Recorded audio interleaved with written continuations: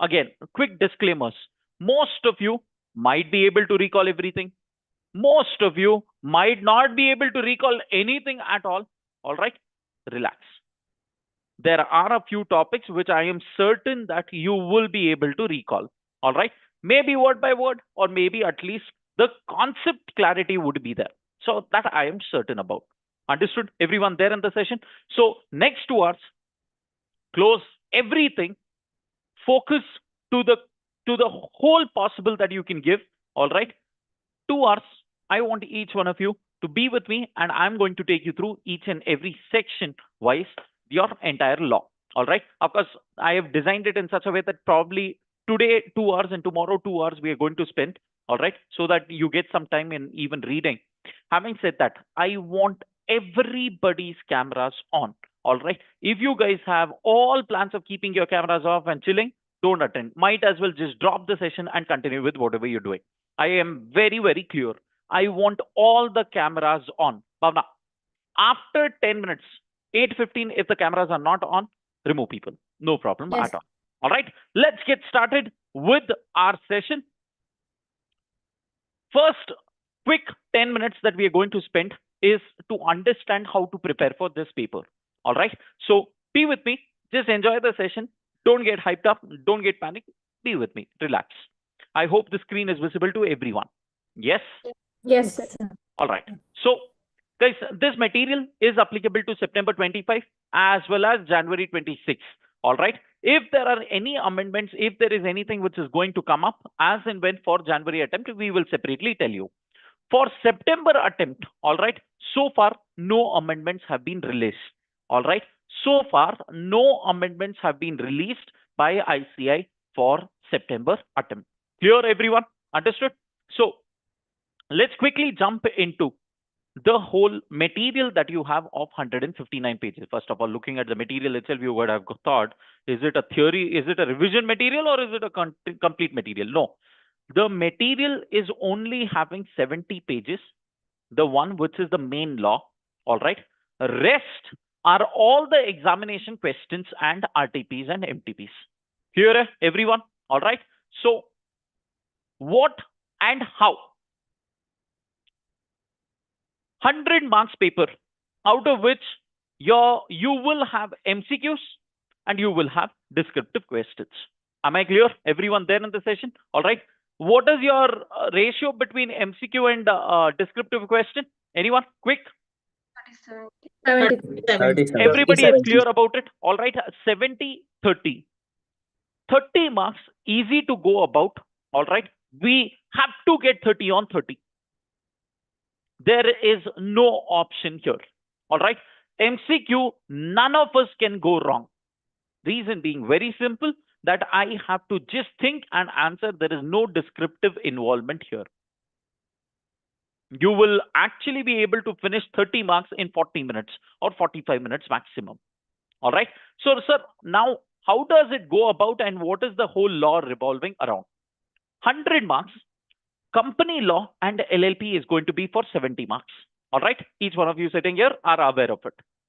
And other laws is going to be 30 marks. Now, what all are there in other laws? General Clauses Act, interpretation of statute, and FEMA. I hope I'm clear, everyone. Each one of you have to ensure that this 30 marks is in your pocket. Because life is simpler. The moment I get this 30, I know I am clearing this paper. Reason, I know 40 is your passing mark, not 30. All right. 30, if you have already got it here, I am certain that you will easily get at least 40 out of the balance 70. Am I clear, everyone there in the session? All right. So if you get 70, 80 plus, that is a fair mark, nothing to worry about. But the problem is, sir, it's easier said than done. Why? Because most of you will not put in efforts to learn the language. You will get marks only for the language which you write in law. You will not get marks only for showing your conceptual clarity. No, this is not mathematics paper. This is not your accounting paper where you can just write something and come back home. No, here you will have to prove that you know the legal law, all right, or the legal language. That means it goes unsaid. You have to ensure that you put some enough time, all right, in learning, in writing, in figuring out the best way for yourself in how to remember the legal language. Clear, everyone? Understood? Now, from my 70 marks, all right, 30 marks, I'm very clear. Each one of you have to put in efforts and know word by word of the 30 marks. If you're reading company law for 4 times, you have to read other laws at least 6 times. I repeat, if you're learning, if you're reading company law 4 times up before your attempt, all right, other law at least 6 times I must have read. Because 30 marks, there is no option at all. I want each one of you to get this 30 marks. Clear, everyone? Now, coming to 70 marks, how do we go about? If you see a 30 out of 70 marks, major chunk of marks is coming from this entire bucket. All right. This entire bucket, which has dividend, accounts, audit, and companies incorporated outside India. 4 easy chapters. Out of that, 2 are very small. You agree that dividend and companies incorporated outside India are very, very small chapters. 4 chapters, 21 marks straight away. 4 chapters will give you 21 marks. Look at it, all right? Out of that, dividend and companies incorporated outside India are absolutely small chapters, and there's nothing called brainer there. Do you agree with me? All right. So, guys, 30 of my other laws, 21 marks easily from these 4 chapters. If you see, effectively by reading 7 chapters, you've cleared the paper. 50 marks is already done by these two, within these 2 buckets itself. I'm not sure how many of you are able to make sense out of what I'm saying. All right. So when you're studying, guys, you have to study in such a way that while you have to cover everything, but covering the most important one will be equally important. So one day before your examination, or probably now when you're preparing, prepare in such a way that lesser time, more marks. Lesser time, more marks. 3 chapters, straight away 30 marks. Which is your other loss? Are you guys understanding, everyone there in the session? Next comes your second bucket, which is again having 2 small chapters like deposits and charges. All right. Both of these are absolutely small chapters. All right. Deposits and charges hardly have any sections in it. The big one is management and administration, which I'm not denying. All right. Again, 3 chapters. Easily, you can expect 18 marks from here. Easily, these 3 chapters will give you 18 marks. Charges, deposits, management, and administration. The last bucket which you're going to cover is these 4 chapters, again, which is going to be a cakewalk, because preliminary incorporation are very, very simple topics. Prospectus is something which requires some time. You will have to read. Share capital in debentures is again something which has been discussed in multiple chapters of accounts, which I haven't discussed yet in your batch, which we will see. All right. Now, something which is ignored by students. Blindly, students ignore this one chapter, which is 15% of your syllabus. Out of 70 marks, all right, easily 11 marks is going to be from this one chapter called LLP. So if you were to ask me, guys, all right, very simple strategy for me.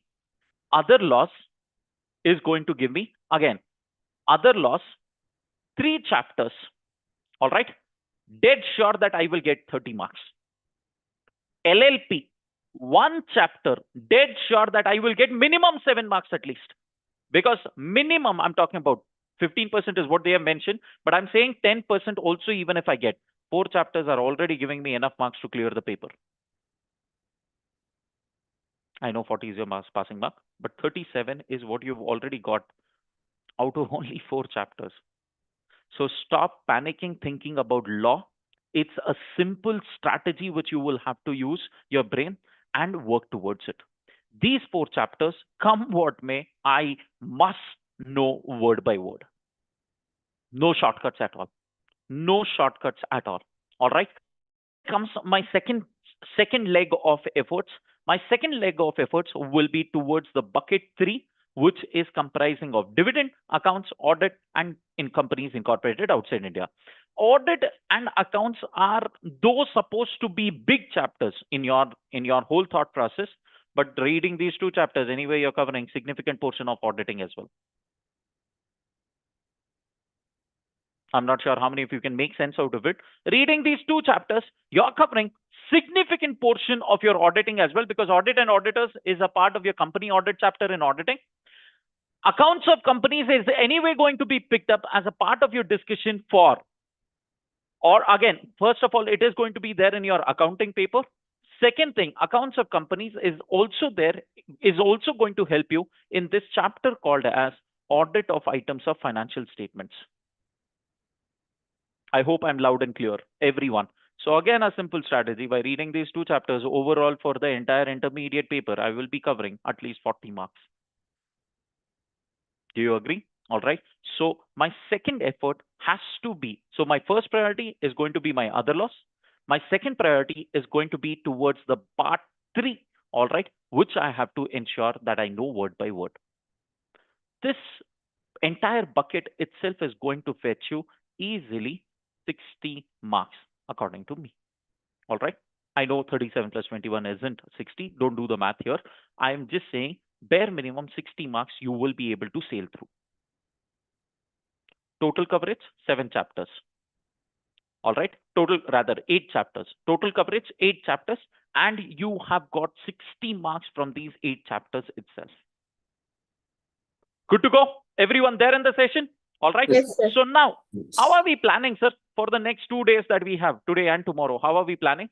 I will be taking you through the material which I have shared with you. All right. Now, a lot of effort has gone in the material, because if you see, I have summarized it section wise, and the entire paper has been summarized in 70 pages. All right. Entire paper has been summarized section wise in 70 pages. Not sure how many of you got chance to look at it.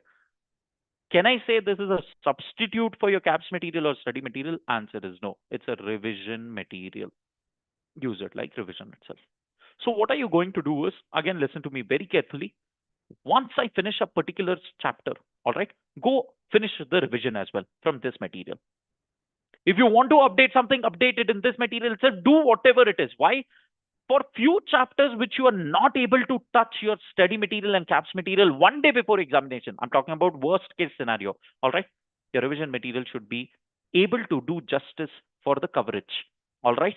For that, if you are missing out something right now, or if something is missing here, if you think something is important, which is there in the CAPS material, update it then and there in this material itself.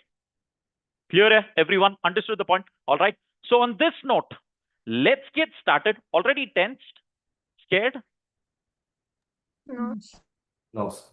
No. If you're saying no, then something is absolutely wrong with you. All right. Trust me, if I would have been a student, I would have got scared. But listen, I am confident that we have had tests at regular intervals. If you've done justice, then you will be able to finish this for the next upcoming test. All right. So whenever your upcoming test is there, again, for evaluation, I will be there. I want each one of you to do justice in the next 1 week to the efforts that you can put. Give the best. Assume as if you just have another 2 weeks to go for your examination. Would you really want to sit on LinkedIn, Instagram, and YouTube? Or would you want to put in efforts? Ask yourself, you will do enough justice there. All right. So on this note, let's get started with the material now. I hope the screen is visible to everyone. All right. Yes, So let's get started with quick summary of Companies Act 2013. All right. Objective, I am going to touch upon approximately 6 to 7 important topics in today's session. Be with me, catch me if you can. All right. So the first section deals with short title commencement and extent effective from 1st April 2014. Very important. It is applicable to all the companies. It is applicable to banking, insurance, and companies which are engaged in generation of electricity or generation and supply of electricity. However, if there is any provision which is inconsistent with the respective provisions, then section 1 clearly says that you have to follow your respective father itself. Then we went on to understand section 2, which talks about definitions. All right. All the definitions are there in your study material, in your CAPS material as well. As and when required, those definitions have to be looked into when you're preparing the respective chapters. All right. I will not spend any specific time here. Exception to the concept of limited liability. One of the characteristic of a company that we come across is limited liability. However, are there few exceptions? Answer is yes. What are those exceptions? The first one, where there is misrepresentation. Second one, where there are fake documentations. Third one, in the course of winding up, if it is found that you are intending to wind up only to defraud your creditors. Fourth one, in case if you are doing it for the purpose of issuing false information in the prospectus. And the fifth one, where you are failing to repay the deposit and it is found that you've done it intentionally, then in all these cases, the liability of the members will become unlimited. That means sell your house, sell your kidney, sell yourself, bring in the money. Illegal association, section 464. Section 464 says, in case if you want to do a business and if the total number of members are more than 50, then in that scenario, it would be suggested that you carry on the business and register yourself as a company. However, in case if you do not do this, I will consider such business to be illegal. What will happen if it is illegal? Then all the business activities will be void ab initio. First thing, are there exceptions to this 50 number? Answer is yes. The first one is HUF. All right. The second one is very important. All right. LLP. The third one is any partnership firm which is run by professionals will not be covered within this limit of 50. All right. The next thing, sir, what will happen if it is an illegal association? Then entire business activity which is being carried on will also be considered as illegal. It will have no legal validity as such to be enforced by law. This is on illegal association, and that is on the first chapter. Second chapter is incorporation of companies and matters thereto. So what is there in the second chapter? Modes of forming company. Section 3 says, Sagari, in case if you want to form a company, you must ensure that minimum number of people are there in your company. What are those minimum number of people? It has to be your subscribers. OPC will have two, have one. Private company will have two. Public will have 7. What will these guys do, sir? In the MOA, they will be subscribing. All right, as the subscribers of the company. Who are subscribers? These are the first shareholders of the company. This is in case of section 3. Section 3A talks about members severally liable in certain cases. When are the members going to be personally liable, severally liable? Chitraleka, this is a scenario where the total number of members fall below the statutory limit of 2 and 1. 7. 7. 2 or 7, then most of you are asking what?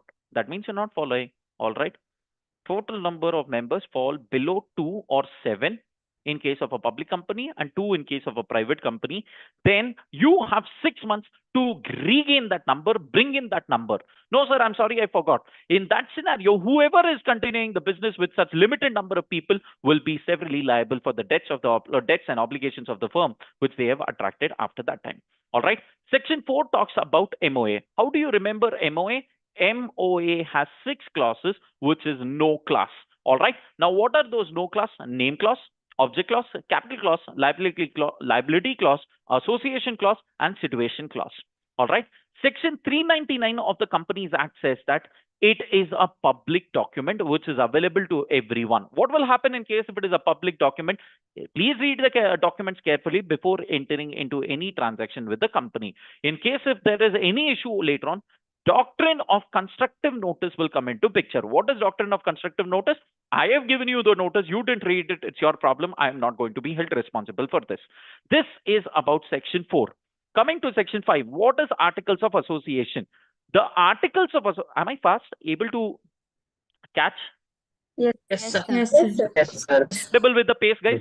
Everyone? Yes. All right. Yes, So sir. Yes, the sir. next point is when it comes to articles of association is a document which is capturing the details of how am I going to operate. Very important concept here comes in is the entrenchment of articles of association. Now, what is this entrenchment of articles of association? If I want to make the law stricter than what it is, all right, if I want to make it a little more stricter of more than what the Companies Act is providing, if I want to make it stricter for my members, in that case, I can entrench my articles of association. In case of a private company, it is going to be a unanimous resolution. In case of a public company, it is going to be a special resolution. All right. This was about the whole concept of entrenchment of articles of association. Clear? One of you quickly read. Quick. Provision for entrenchment referred shall only be moved either on formation of a company or by an amendment in the articles agreed by all the members of the company in the case of private company and by a special resolution in the case of public company. Simple, eh? All right. In case if I want to alter the articles of association to make it stricter, all right, to make it more restrictive, in law, the language used is restrictive. Stricter is just between you and me, all right. Restrictive is the language used. In case if I want to do so, can I do so? Answer is yes. And where is it covered is something that we have touched upon now. All right. Section 6 talks about act to override memorandum and articles. In case if there is any contradiction, then the act is going to override your memorandum and articles of association. Section 7 talks about incorporation of companies. What is this incorporation of companies? Once if you have given all the details, you will have something called as COI, Certificate of Incorporation, which will be issued. Once a COI is given, it is a proof that you exist, all right? Along with COI, you will get something called a CIN, Corporate Identification Number. Now, in case of incorporation of company, if you have given false information, if you fraudulently got your company incorporated, knock, knock, Section 447 is waiting for you. Now, what is Section 447? Members will have a liability and punishment as mentioned there under Section 447. All right. Then we went on to understand Section 8, which talks about companies which are formed for charitable organization. Now, two important objectives of this Section 8 you will have to remember. First one, I cannot declare dividend. All right. I cannot use the profits for any purpose other than using it for the purpose of charity. First thing. Second thing, I do not have to use the word limited or private limited behind my name. Classic example, Infosys Foundation. Clear, everyone? Can I continue? Next. Section 9, congratulations, your company has been incorporated. Now what? Once your company is incorporated, you will get all the benefits, all the perks which a company has. All right. So whatever characteristics of company, separate legal entity, company can go ahead and buy its own property. It can go ahead and sue and be sued. All of those characteristics will come into picture the moment a company is incorporated. Section 10 talks about effect of MOA and AOA. Very, very important pointer, which I want each one of you to remember. Once an MOA and AOA is executed, it is a document which is binding the members and the company with the outsiders. That means outsiders and us and members and the company, all of us are bound by this one document. Sir, why outsiders?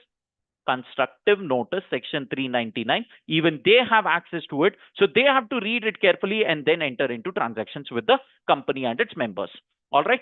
Section 10A. Congratulations, you've got incorporated. But next what? Can I immediately start business, Manoj? Answer is no. You cannot until and unless a declaration is given.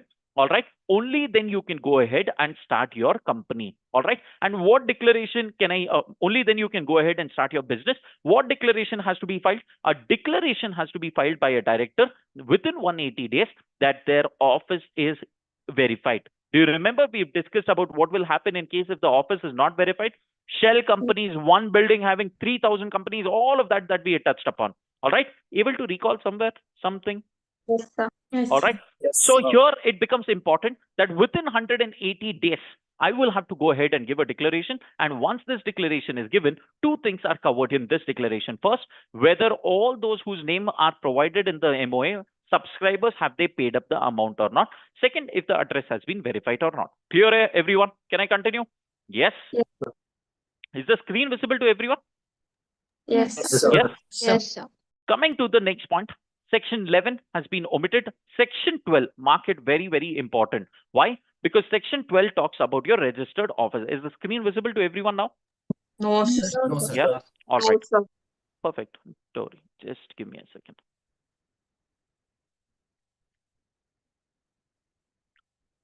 Visible now? Yes. Yes, sir. Yes, sir. The next point is on registered office. A company shall within 30 days have a registered office of its incorporation. Listen to me very carefully. You need not have registered office on day one when you're incorporated. However, within 30 days of incorporation, I should get that registered office in my place. Once that is done, I have to be verifying this registered office, all right, by filing the relevant forms, whatever is required, all right, and communicate to the registered office of in case if there is any change. What is more important in registered office is changes when, as in when there is a change, how do you want to go ahead and inform the registrar about it, all right? So that is about section 12. Section 13 talks about MOA, all right? So there is a chart in section 13 which we have seen. First one, if you want to alter the name clause, can I go ahead and alter the name clause? Answer is yes. All right. All that you have to do is pass a special resolution. Whenever there is a special resolution, which form comes in? 14. MGT 14. Whoever said, slap yourself. What 14? MGT 14. All right. So it is always MGT 14. Clear? Eh? All right. Second thing, whenever there is a special resolution, you have to remember that in the notice, I have to categorically mention, when I'm sending the notice to the members, I have to categorically mention that this resolution will be passed by a special resolution. Anyway, in management and administration, I will take care of it. Name clause can be altered. Object clause, can I go ahead and alter the object clause? Answer is yes, you can go ahead and alter the object clause. However, a special resolution is required. What is more important is in case if I've raised money, all right, for a particular objective, and thereafter I've raised money through a prospectus for a particular objective, and thereafter if I want to change, I have to ensure that I get the consent of all the shareholders, all right? If the members are not giving their approval, then they will be called as a dissenting shareholder, and dissenting shareholder should be given an exit offer. Clear, everyone? All right, this is about object clause. Capital clause, can I go ahead and alter the capital clause? Answer is yes. Again, a special resolution required. A, association clause. Can I go ahead and alter the association clause?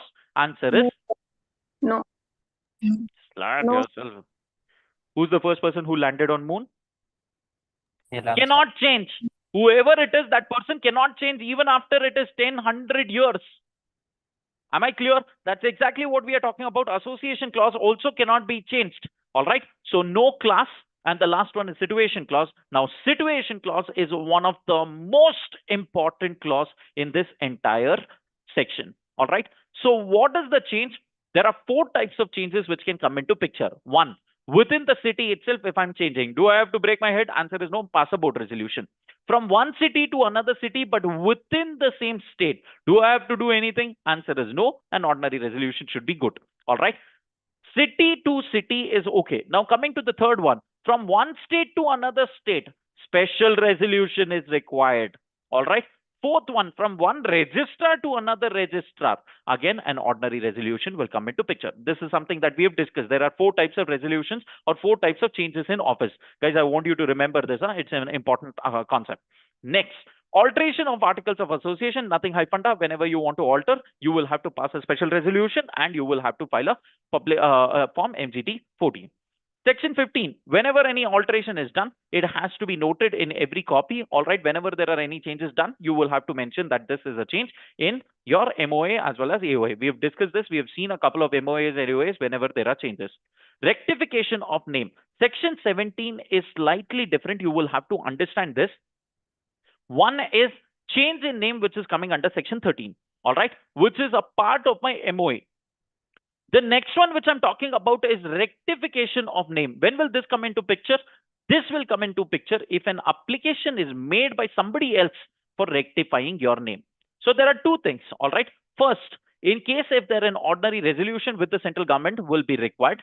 All right. If your name is resembling some other company, then central government can go ahead and give you the directions. Once the directions are given, within 3 months, you will have to change. Within 15 days of the change, you will have to inform your registrar. Second important thing, where an application is made by the registered proprietor. Example, I am using the name of the company itself is Maggie Maggie Private Limited. Same concept, we have discussed this earlier as well. Now, if Nestle wants, it can go ahead file an application to government asking them to give me a direction to change my name. Now, in this scenario, what will I do?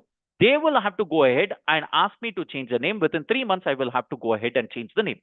But when can they make an application? They cannot make an application beyond 3 years of incorporation. Whose incorporation? Mine or Nestle's? Mine. Maggie's. Clear, everyone? Understood? All right. So the same topic comes in LLP as well. The same topic comes in LLP as well. I hope I'm clear, everyone. Understanding the point? All right. So another very important aspect asked in last but one examination before that, this itself was a question for 4 marks. This itself was a question for 4 marks. All right. So this is about your rectification of name. The next one, copy of articles of association has to be given to the members in case if they're requesting. If not, there is a penalty. Conversion of the company. Can I go ahead and convert the company? Answer is yes. All right. Can I go ahead and convert a Section 8 company into a public company and a public company into a Section 8 company? Answer is no. All right. There are restrictions on conversion to a Section 8 company or from a Section 8 company to another company. You will have to remember this. This is asked in MCQs. All right. Next thing which you will have to understand is Section 19. You deciding what your father is going to do in life. Possible here? Answer is no, it is not possible. Why? Because a subsidiary cannot hold shares in its holding company. Same example, I'm not even changing my examples because I want you to recall the same concepts. All right. So subsidiary company cannot hold shares in its holding company. All right. However, are there exceptions? Yes, there are 4 exceptions. The first one is as a legal representative. Second one is as a trustee. The third one, if I am a shareholder even before becoming a shareholder or subsidiary of the company. Three exceptions. All right. If any of these 3 exceptions are there, in that case, I can go ahead and hold the shares. Next thing is service of document. The same concept is asked in General Clauses Act as well. How to send documents, how to post documents. All right. You will come across similar section in General Clauses Act, which talks about posting of documents. Here we are talking about service of documents. Whenever any documents have to be sent, it can be sent by ordinary post, speed post, courier, or any other electronic mode. Section 21 talks about signatures, who are going to sign and what is the authentication mechanism. Section 22 is talking about exchange of bill of exchanges or execution of bill of exchanges and any other documents. What is critical here? Let us quickly read these pointers. Start. For government companies, suffix private limited or limited is not required. Central government to delegate the power of ROC to register Section 8 companies. Wide notification in exercise of powers conferred by Section 458 of the Companies Act, the central government to delegate the power to issue license to Section 8 companies to regional directors. Earlier, the word national cannot be used unless it is government company. However, now it is allowed. The name bank cannot be used unless it is a bank. The name of the company shall be compiled with the emblems complied with emblems and names. Prevention of Improper Use Act of 1950. All right. So this is about your whole concept of Chapter 2, Incorporation of Companies. Good to continue? Yes. Yes, sir. Able to Yes, pick sir. the pace? Yes, sir. I repeat. Yes, sir. I am not here Yes. to discuss every section detailed. My whole objective is to quickly give you a glimpse before you start your preparation. That is the whole objective. And give you wherever important, I want you to make a note of those important topics, which will be asked in or which could be asked in examination. Clear, everyone? Can I Yes. continue? The next Yes. chapter is prospectus and allotment. All right. So what we'll do is instead of going through this, we will quickly go to the presentation itself for prospectus and allotment, because there were a couple of things which you had come across. I want you to retain those. Sit straight and let's get started. How can a company raise money? A company can go ahead and raise money, which is under 2 ways. If it is a public company or a private company. Public company can do 3 things: prospectus, private placement, right issue, and bonus issue. When it comes to private company, prospectus, private placement, right issue, and bonus issue. All the 3 are available in case of a private company as well. Clear, everyone? Prospectus issue is not there. No Prospectus as a concept is not available under a private company because Section 2 Clause 68, somewhere my faculty had taught, all right, RLP. There's a restriction, there's a limitation, and there's a prohibition. And prohibition is straight away applicable to everything which releases or which is related to raising money from public. All right, can I do so? Answer is no. That is a strict prohibition. All right. This is about the ways in which a company can raise money. Now, what you have to remember is, can I go ahead and list myself on a foreign stock exchange? Answer is yes. We have spoken about Infosys having itself listed on the foreign stock exchange. When it comes to prospectus, now what is a prospectus? Section 2 Clause 70 defines a prospectus. Prospectus means any document which is described or issued as a prospectus and includes what all? Red herring prospectus, shelf prospectus, or deemed prospectus, although they don't use the word deemed here. All right. But any notice, issue, circular, advertisement, or any other document which is inviting offer from the public for the subscription or purchase of any of its securities of the body corporate will be considered as prospectus. So if you see, the definition itself is covering the types of prospectus as well within itself. What is the one thing which is not covered here is executive summary. What is that executive summary called? What is that? Abridged prospectus. Brilliant. All right, all my mentors friends, abridged prospectus is a summary. Why will I consider that also to be within the definition? So it's not required.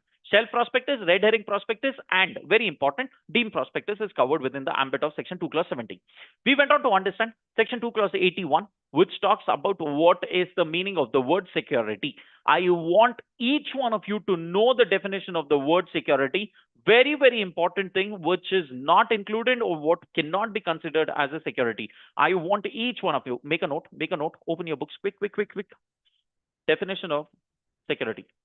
Definition of security. Definition of security.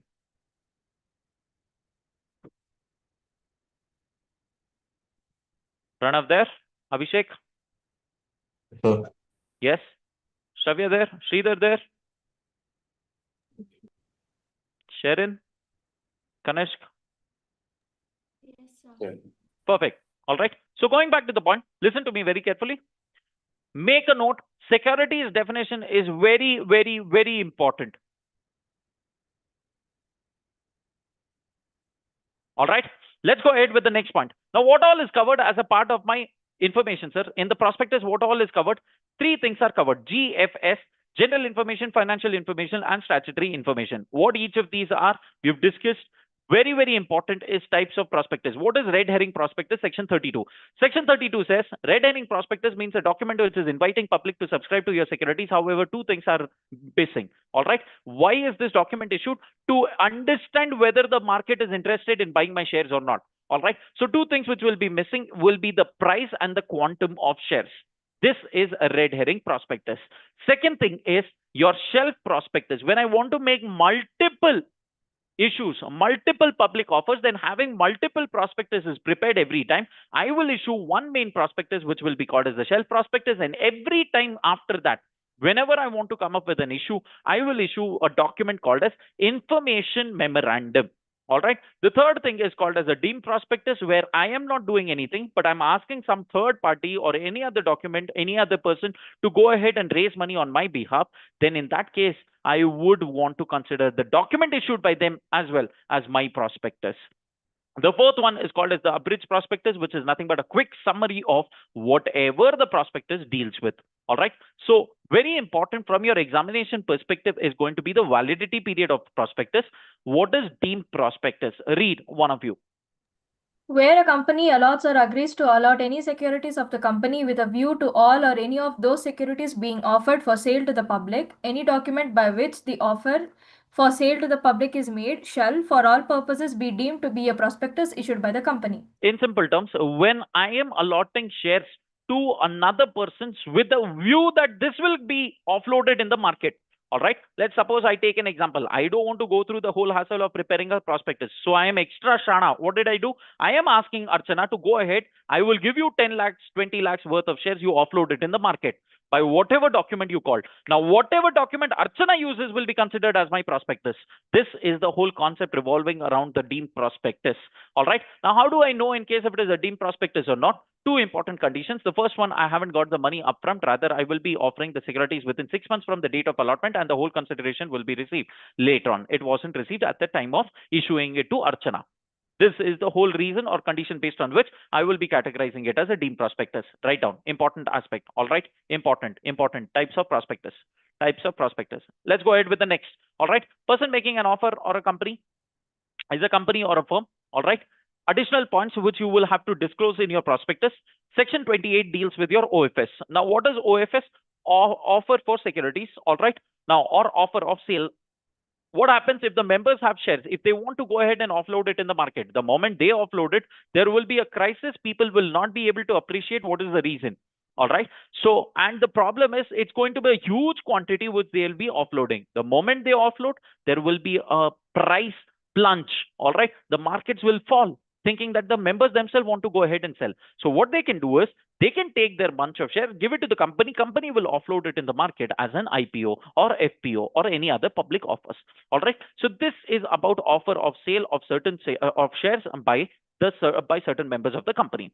No prospectus required. Very, very critical topic. When prospectus is not required, even though you're going public. What are those two conditions? First, where I am going ahead and issuing shares, whether the applicant has right to renounce the shares or not. What kind of shares are these? We are talking about right issue. All right. If it is a right issue, then you need not go ahead.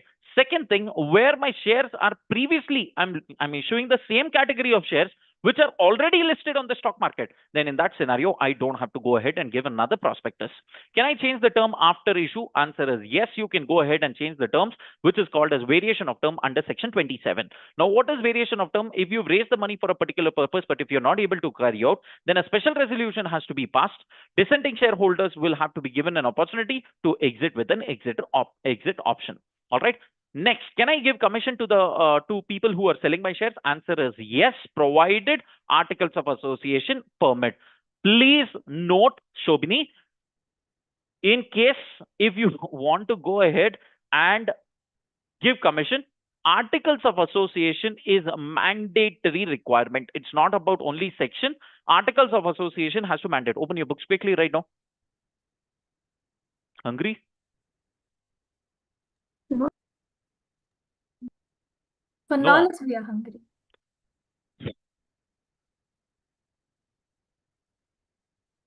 I'm impressed. Write down now. All right. First thing, commission to members or outsiders for issuance of shares. Commission for selling. Commission for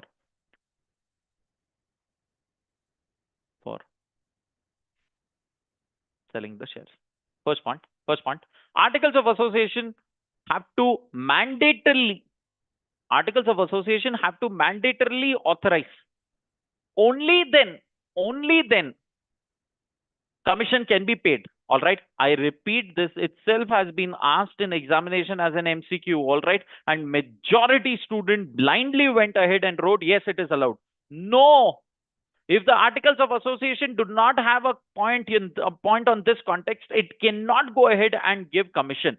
Now, how much is the commission rate? All right. In case if it is shares, then it is going to be 5%. In case if it is debenture, then it shall not exceed 2%. 2% of what price at which the shares are issued, or rate which is authorized by articles of association.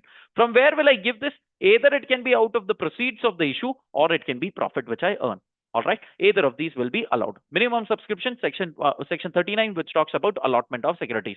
Minimum 5% of the face value I should receive. Once I get the minimum subscription within 30 days, I have to go ahead and allot securities. If I do not go ahead and allot securities within 2 months, then I have 15 days to return the money. Open your eyes, everyone. And we've discussed this.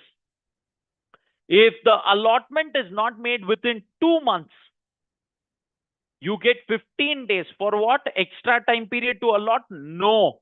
This extra time period is only to return the money. Can I go ahead and allot shares after 60th day expiry? Answer is no. If I don't listen to all of this, no problem. There is an interest rate of 15% and it will be considered as deposits. Next, we went on to understand what is the liability of misstatement, section 34 to 38, and punishment under section 447. Last point which is relevant is private placement, section 42, which I want each one of you to know word by word. Section 42, private placement. All right. So when it comes to private placement, I have an identified group or group of people to whom I want to go ahead and give my securities. It is not everyone. It is only to a selected group of people. Now, how many can I have such group? I will ensure that it does not exceed 50. Now, in this 50, who will not be included? QIBs and ESOP.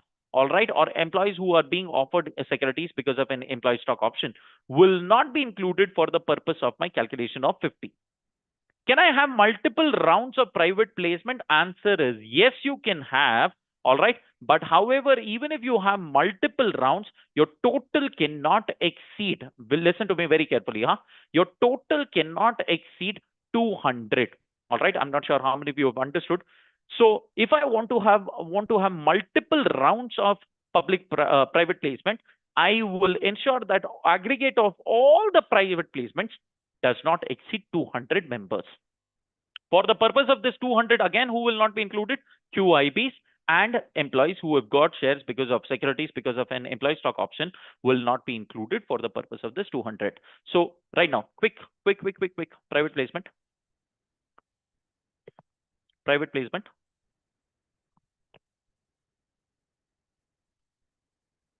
First point, private placement can be made.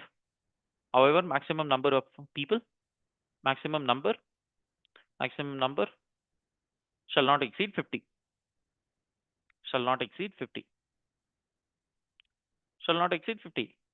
Within bracket, exclude QIB and employees who have been offered securities due to ESOP. Due to ESOP. Close the bracket. Full stop. Multiple private placements can be made. Multiple private placements can be made. However, the maximum number shall not exceed 200 in a financial year. The maximum number shall not exceed 200 in a financial year. In this 200, exclude QIB and employees. In this 200, exclude QIB and employees. Mark this as one of the most important topics in your entire prospectus chapter. Clear? Can I continue? Yes. Yes, no, I need some response. Huh? Yes. Yes, Sir. So now what we'll do is, let's take a quick detour. Let us go ahead and discuss one chapter from your other laws. All right. So I finished first unit. The first unit. I'm not sure how many of you realized. Now going to the next topic, which is covered as a part of your General Clauses Act and interpretation of statute. Let me know if the screen is visible to everyone. Yes, sir. Yes. Yes, sir. Yes. Yes, sir. Just give me a second. This is companies incorporated outside India. Appointment.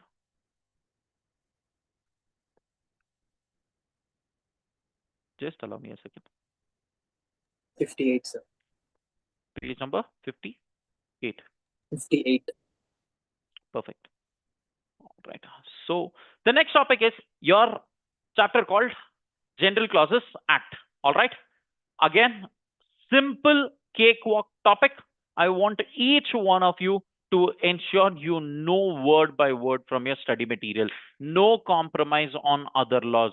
You have to read it 6 times, 8 times. You have to get nightmares of General Clauses Act and other laws. There's no option at all. Mute yourself, Priyadarshini. All right. So let's go ahead. And quickly read General Clauses Act 1897. All right. So why do we have this act? The first one is to shorten the language. As far as possible, bring in uniformity of expressions. State explicitly all the rules and regulations for constructions and interpretation of act, and to guard against any slips and oversight which might not be there in the every central act. However, by inserting it in the General Clauses Act, it is going to guard and safeguard the applicable laws which are missed out in the respective. Now, what you saw on the objectives, this has been asked for 4 marks in one of the attempts. I was surprised. How could they ask this? But they've asked 4 marks only objective of General Clauses Act. Next, after this, we went on to understand application of this act. Does it apply to Jammu Kashmir? Does it apply to Karnataka? Does it apply to Telangana? Answer is, I don't know. I cannot answer this question because General Clauses Act does not have a territorial extent clause. All right, because it is like that hutch dog which follows the master. Same example. All right, wherever the master is going, there your hutch dog is going to follow. If it does not go, the dog will not follow. In simple terms, wherever the Central Act is extended to any territory, General Clauses Act shall be deemed to be applicable in that territory and would apply for the construction of law. All right.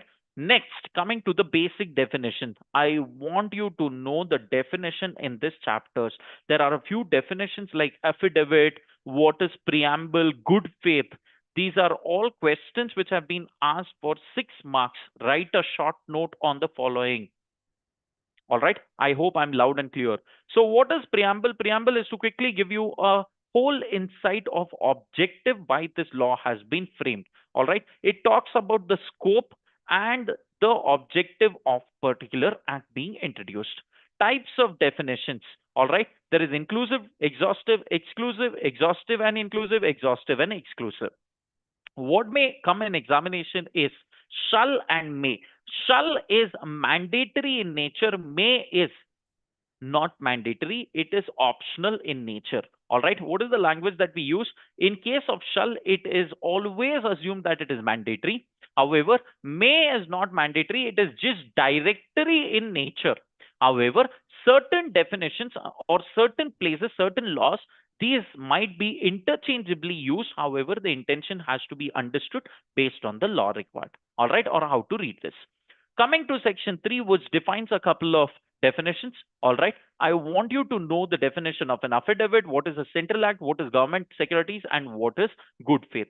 Central act and government securities might be in focus this time. Why? Because again, if you remember, we understood this entire chapter with a prehistoric and pre-independence era.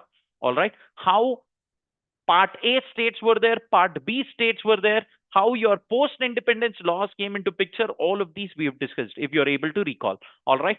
So when it comes to your importance of topics, Central Act and government securities are very, very important. The next point is on the definition of word good faith. Now, what is good faith? Anything which is done, all right, honestly, even though it is done negligently, it is okay, but as long as I've done it honestly, it will be considered as having done it in good faith. However, there is a case law which is completely contradicting this, which says just doing it honestly but being negligent, ignorant will not be of any use. All right, let's quickly read this. One of you start. Good faith. Good faith, section 3 clause 22. A thing shall be deemed to be done in good faith where it is in fact done honestly, whether it is done negligently or not. The question of good faith under the question of good faith under the General Clauses Act is one fact. It is to determine with reference to the circumstances of each case. The term good faith had been defined differently in different enactments. This definition of good faith does not apply to the enactment which contains a special definition of the term good faith, and there the definition given in that particular enactment has to be followed. Very obvious. If I have already given a definition in a particular enactment, I have to follow that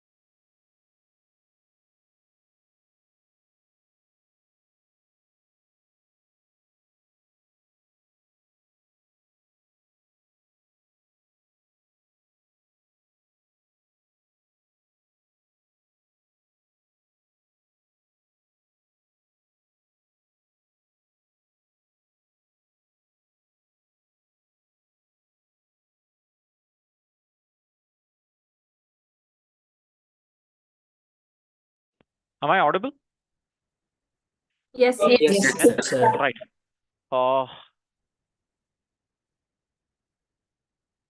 Let me know if the screen is visible. Yes. Yes. Is the screen visible to everyone? Yes, sir. Yes. Yes, sir. Sir. The power outage. Mute yourself and let's continue. All right. I hope I am visible to everyone. Yes, no. No, sir. No problem. You can hear me? Yes, sir. All right. Yes. Let's continue with the session. So one of you was reading the whole definition of good faith, and I was mentioning that in case if there is a specific point which has already been mentioned, all right, regarding the good faith definition, then you will have to follow that itself. There is no other option.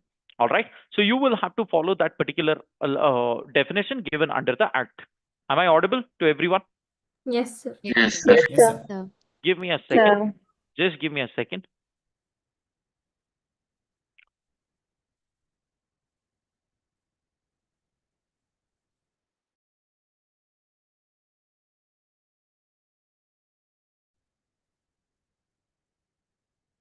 All right. Now am I visible? No, sir. No, sir. don't worry No, about sir. it. Let's continue with the point. So I'm first of all extremely sorry. There's a power outage here. So nevertheless, the point that we are trying to make is good faith. If it is specifically called out and covered in a particular act, you will have to refer to the definition which has already been given in the section in the act, and you will have no other option. But if nothing is given, then I will have to come back to the General Clauses Act and mention and refer to the definition which has been given here. All right. So one of you continue reading whatever you had stopped last but one point. Yes, read. This definition may be applied only if there is nothing repugnant in subject or context, and if that is so, the definition is not applicable. In MAP versus MSM, it was I'm pointed sorry. out that It's Mong Ong Pu versus Mong Si Mong. Please ensure you write it as is. All right. You get marks only for writing what is there in the law. Go ahead. it was pointed out that the expression good faith is not defined in the Indian Contract Act 1872, and the definition given here in the General Clauses Act 1897 does not expressly apply the term on the Indian Contract Act. The definition of good faith, as is generally understood in the civil law, and which may take as a practical guide in understanding the expression in the Contract Act, is that nothing is said to be done in good faith which is done without due care and attention, as is expected with a man of ordinary prudence. An honest purchase made carelessly without making proper inquiries cannot be said to have been made in good faith so as to convey good title. In simple terms, if I have to call something as good faith as per this case law, all right, in Indian Contract Act, it is mandatory to ensure that there is good faith, and for good faith, there is due care and reasonableness. You cannot be ignorant. You can't just say that I am honest, so therefore it is sufficient for the purpose of the act. No, it is not sufficient. All right. Then couple of definitions which are revolving around official gazette is something that we have touched upon earlier as well. What is more important is something that we are going to talk about now. When does the law come into effect? All right. Section 5. Am I audible, everyone? Yes, sir. Yes. Yes. Loud and clear. Is this Yes, sir. visible? Yes. Yes, sir. I have kept my cameras off. I want you to keep your camera on. There is no option here. All right. Let's go ahead. When it comes to operation in law, when does the law come into operation? If the date is particularly mentioned in the law, then it will be implemented on that day. If nothing is mentioned in the law, then the day when the president gives the assent, all right, it will be considered as the date of its effective. All right, it will be considered as the effective date of that law. This is the coming into operation of an enactment. The next point is effect of repeal. Once an enactment has been repealed, what is the meaning of this? This is no more applicable. All right. So if the enactment is repealed, what will be the consequences? The first consequence is the whatever has been done, all right, shall not be reinforced or prevail during the period at which the repeal is effective. Prior management cannot be said that whatever has been done will not be continuing. No, that will not make sense. All right, that will continue as is. The repeal shall not affect any claim, responsibility, or debt, Vaishali. The repeal shall not affect any punishment or forfeiture. The repeal shall not affect any inquiry, litigation, or any debt or responsibility which has been constituted. What is the meaning of this? Once a repeal has been effective, whatever has already been done, that will not come to an end. That will continue as it is. Merely because an enactment has been repealed does not mean that the enactment has been stopped and whatever has been done in the past will also be stopped. No, that will continue as it is. Did you guys understand? Everyone there in the session? All right, Aditya. The next point is revival of the repealed enactment. What story did we learn here? Anyone? Some story I had narrated. Revival of repealed enactment. Anyone? Quick. Wow. Revival of repealed enactment. Let's suppose. All right. Now, in a scenario where BJP government or NDA came into picture and they said that we don't want the old Companies Act. So we have got the new one. Now, UPA comes into picture and they say that whatever NDA has got into picture, we don't want that. Rather, we will bring in whatever was the old one. What nonsense, as if we don't have anything better to do in life. All right. We will continue playing repeal the forever after 5 years.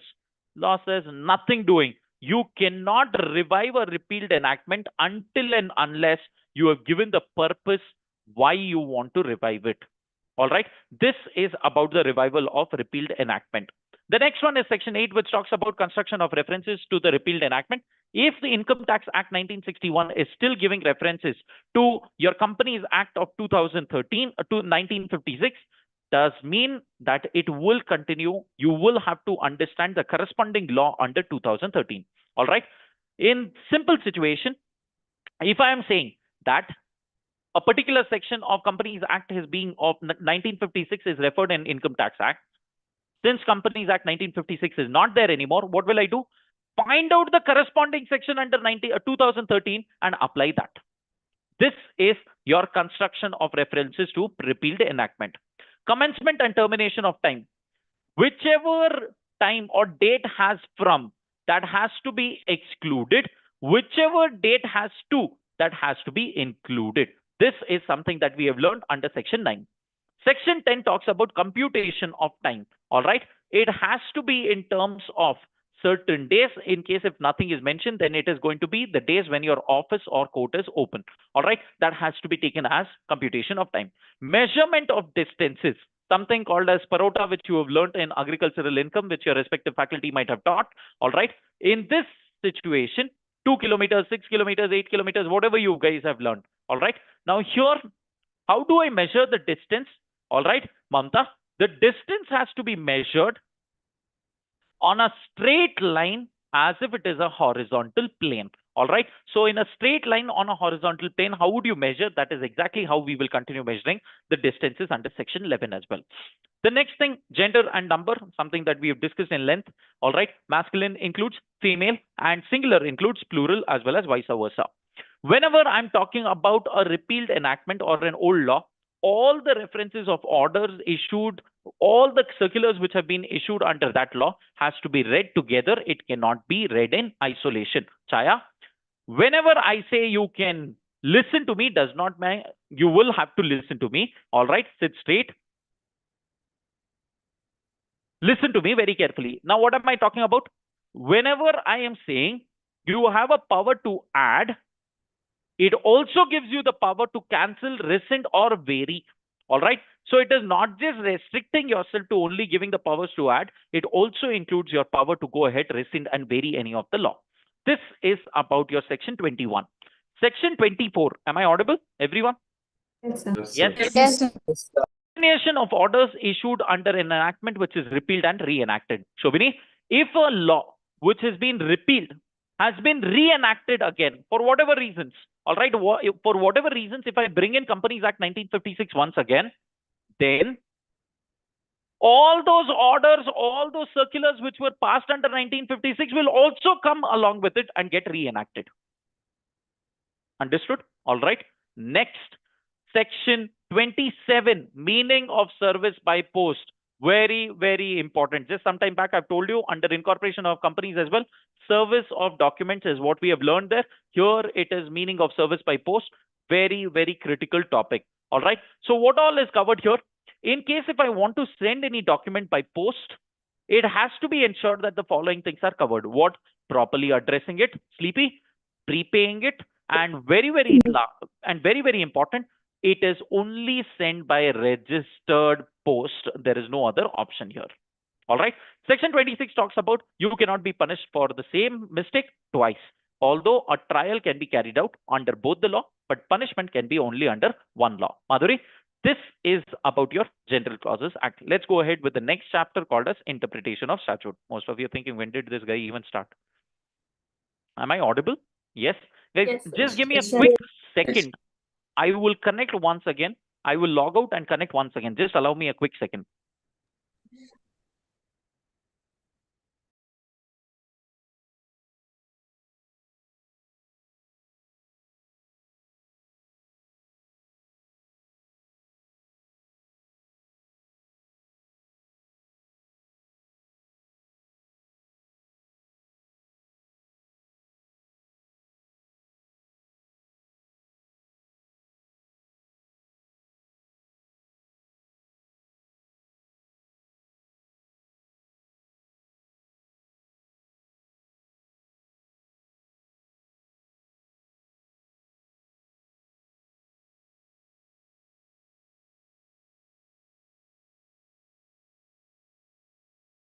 Now am I audible?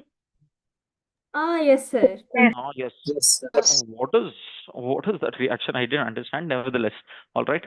So let's continue now. Yes, The sir. next chapter, interpretation of statute. Boring, guys. Sleepy. I know it's not easy sitting here for 2 hours and listening to somebody yell, completing 4-5 chapters at a stretch. It's not easy.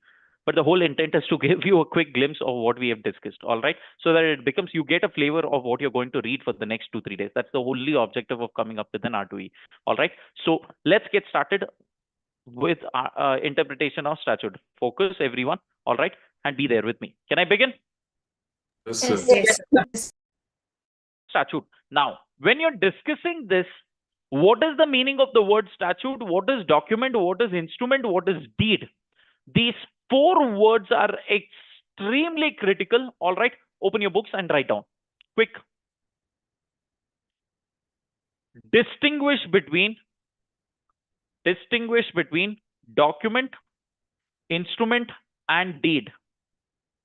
Distinguish between document, instrument, and deed. Darshan there in the session? Yes, Peter? sir. Cameras are off or you're sleeping? Anyway, all right. So 4 important words which I want you to remember. Amongst all this, statute is also something important that you will have to understand. What is statute? Statute is the written will of law. All right. What lawmakers want you to understand, what lawmakers want you to follow specifically is what is the statute. This is the definition. Document, instrument, and deed is something that you will have to read. Jivita. Next one is interpretation. All right. What is the meaning of the word interpretation? When I am reading law and there is a lack of clarity, to give more sense to each and every word, all right, to derive the real intention and objective of law is called as interpretation. All right. Now, in this, you have to understand there are 2 rules. One is called as the primary rules. The second one is called as the secondary rules. Now, what are the primary rules? You have to understand. The first one is called as rule of literal construction, also called as litera legis. What is rule of literal construction, Chitralekha? Rule of literal construction is understanding and giving effect to every word in a law, applying it as this, litera legis. All right. The second rule is called as the rule of reasonable construction. Whenever you're reading a law, there are 2 possibilities of interpretation, one which makes the law ambiguous and the other one which gives more sense and clarity. Follow the one which gives more sense and clarity. As simple as that. The third one is called as harmonious construction. If there is a conflict between 2 laws, all right, read the law in such a way that you can harmonize and give effect to both the laws. However, if there are situations where you cannot harmonize it, then we have seen there are few exceptions which you have to follow. The former prevails over the latter, or latter prevails over the former. That you will have to check. The specific overrides the general. This is something that talks about an exception when there is harmonious construction, not possible. The next one is rule of beneficial construction, also called as Hayden's rule of mischief rule. All right. I want you to remember the other names also because they ask questions from here. Rule of beneficial construction is read the law in such a way that it suppresses mischief. All right. And advances remedy. Same language that is given in law. The next one, which I want you to understand, is exceptional construction. There are times when you might want to read the word may as shall as may, and as or as and. That is called as rule of exceptional construction. The last one is called as the rule of agestum generis, which means if there are general words which are coming after the specific words, the general words derive its meaning from the specific words. Example, India, China, etc. All right. This word etc. has to be interpreted as a country. All right. Why? Because the other two words are also countries. Simple as that. Understanding? All right. So this is about your rule of agestum generis. Coming to your secondary rules. Effect of usage and associated words to be understood in a common manner. What is this? In case if you're reading law, the words should be read together and should be understood in a particular intention itself. Don't disassociate them. Clearer? Understood? The next thing is rule of primary rules I've already discussed. Now, what is important is secondary rules. Expressio unius es exclusio alterius. Expressly mentioning something will automatically exclude all alternatives. Chaitra? Nociter a sources. Whenever you're reading law, construct the associated words based on with what they have been used. All right. Third one, contemporaneous expositio. Whenever you're reading law, understand from the situation which would have been existing at that point of time. All right. At that point of time, what was happening, interpret the law accordingly. Internal aids of interpretation. Now sit straight, everyone. What you see on screen, internal aids of interpretation, is asked in examination because this becomes an easier topic. For 4 marks, 5 marks, they ask internal aids of interpretation. They'll ask you to write a short title on what is preamble, what is a heading, what is a marginal note, what is a definitional clause, what are provisos, what are illustrations. All right. I will spend some time on what is proviso and what is explanation. What is a proviso? When if I want to qualify something, if I have to carve out an exception, I do that using the provisos. There in the session, everyone? Understood? Yes. All right. So Yes. whenever I want to bring in, boring, sleepy? No, sir. No, sir. Sir. Sure. Sure hai, sir. Yes. Whenever I want to carve out anything, if I want to bring in exception, Shekhar, I do that using a proviso. All right. What are the objectives of the proviso? Making an exception, giving clarification, imposing conditions, making the law a little more substantive, or giving any form of explanations. This comes from proviso. Now, what is an explanation then? If I want to give clarifications, if I want to make something more elaborative and more information has to be provided, that I do it through an explanation. So usually it is to go ahead and give something, all right, clarify, excuse me, clarify ambiguity, explain the meaning of the section, give the main section some more meaning and purpose. At that point of time, I will be using clarification. Clear? Now, 1 or maybe 2 attempts back, there was a question on distinguish between proviso and explanation. 4 marks. All right. There was a differentiating question between proviso and explanation. How under the sky can they ask such simple questions? I don't know. But also think logically, entire 100 marks cannot be difficult, guys. I repeat, entire 100 marks cannot be difficult because they want crowd for CA final as well. They want articles. Demand is from the industry. So in this situation, you have to understand there will be some simple questions. From where can they come? It would be from other laws. I hope I'm clear, everyone. Understood? All right. Next, going ahead, what are schedules? Schedules are nothing but formats which are provided, tables which are given after every law so that you can go ahead and apply the piece of law. 2 important, or rather 3 important words which we come across: without prejudice, notwithstanding, and subject to. When I say notwithstanding, I Don't care about any other law. Follow what has been given after notwithstanding. This is to say this law is going to override what has been given under other law. Second thing is subject to.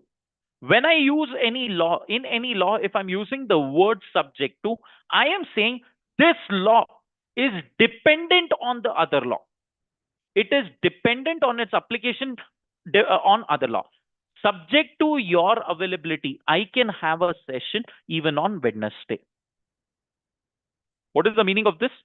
If you are available, only then I will have a session, or else there's no question.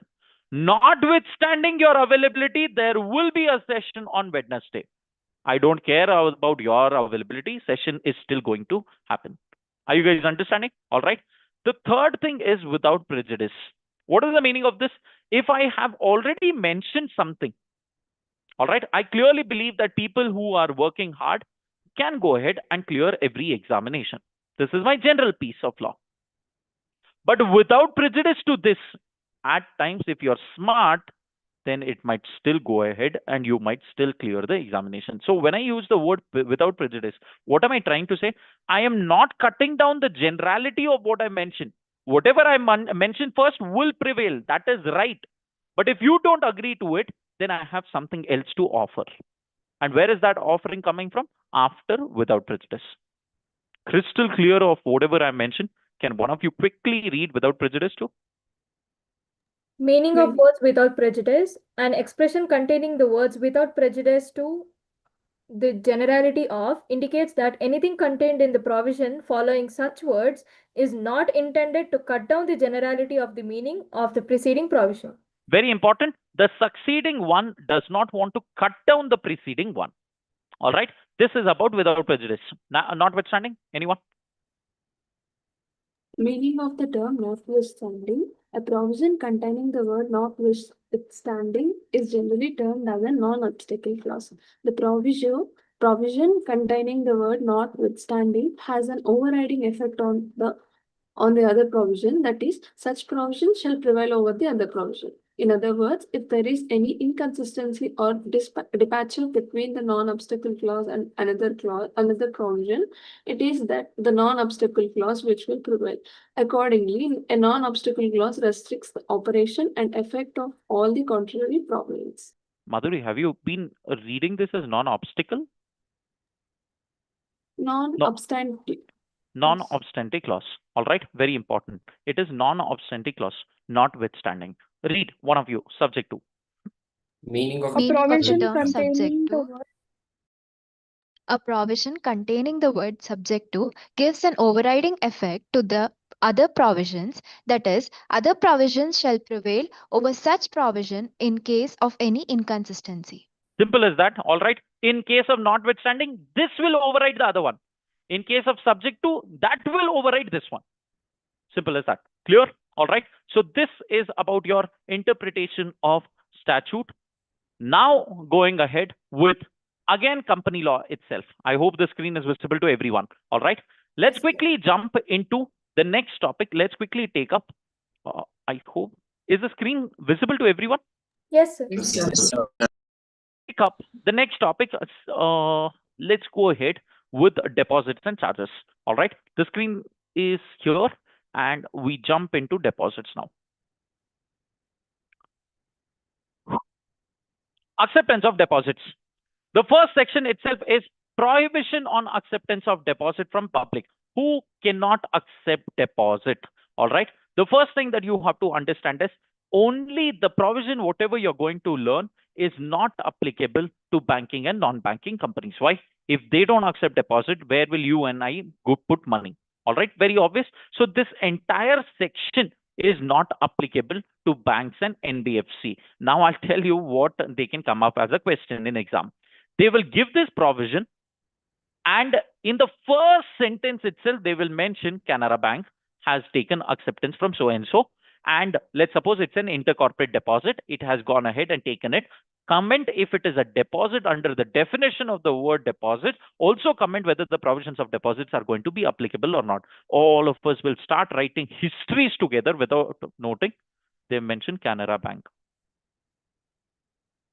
And I'm telling you, this will happen in one of your attempts shortly. All right.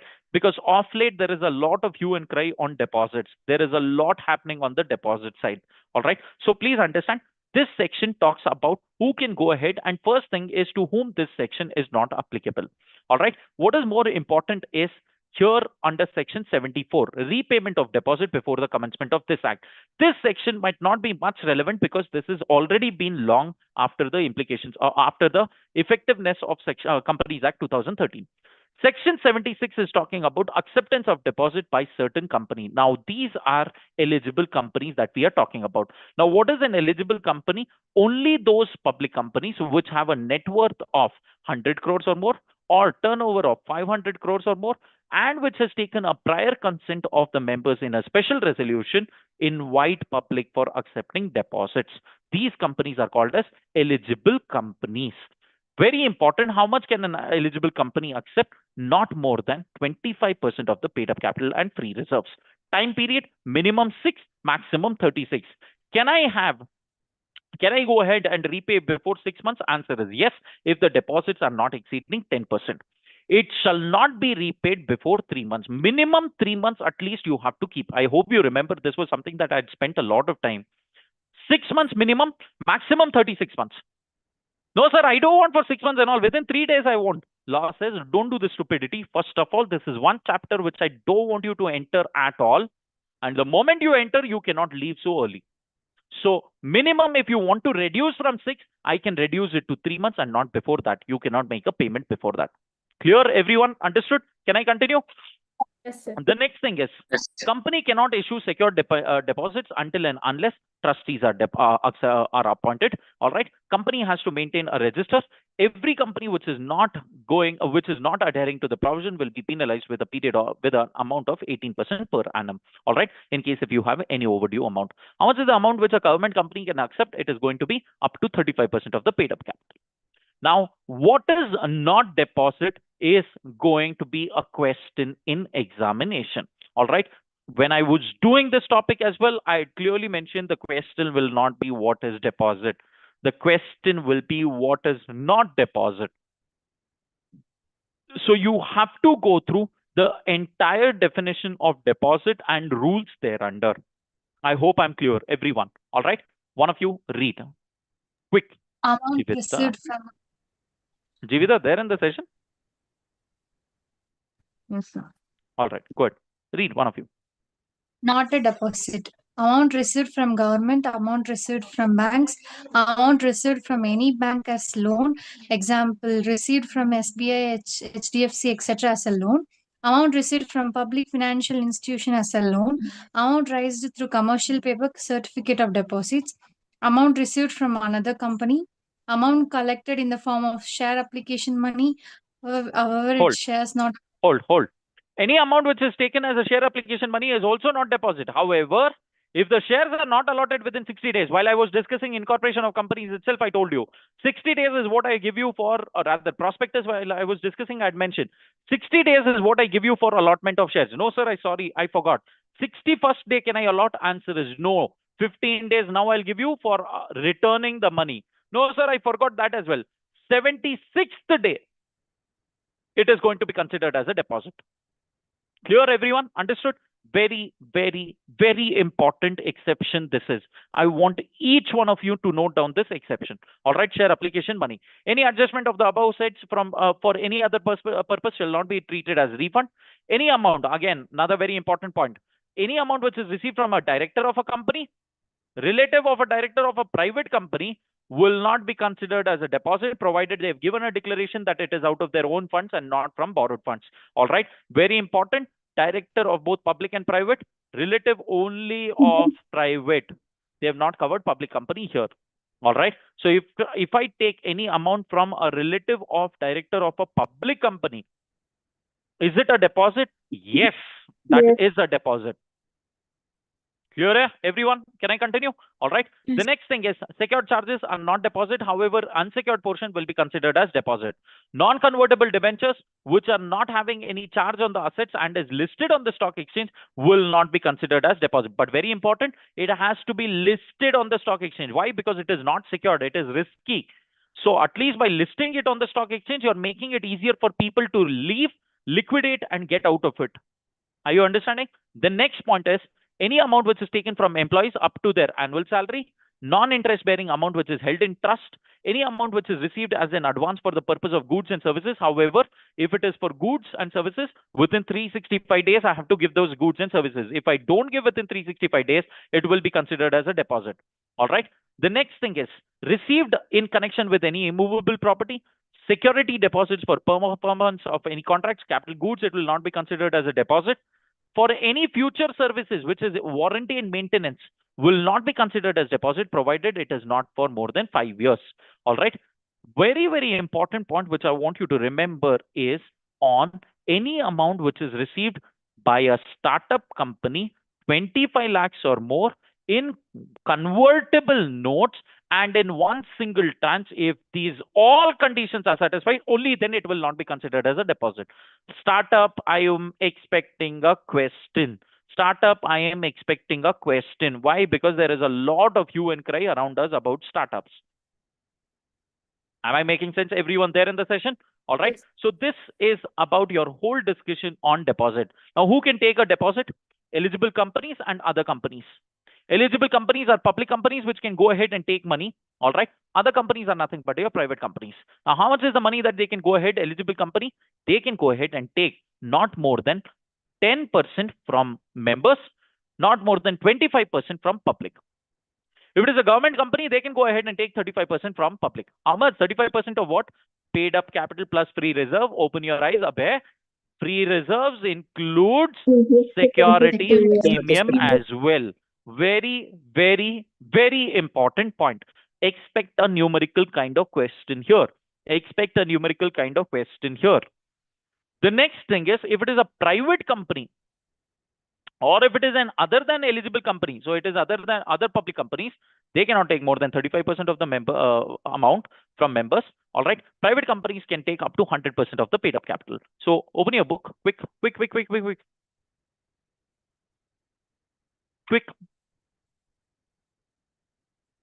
Write down.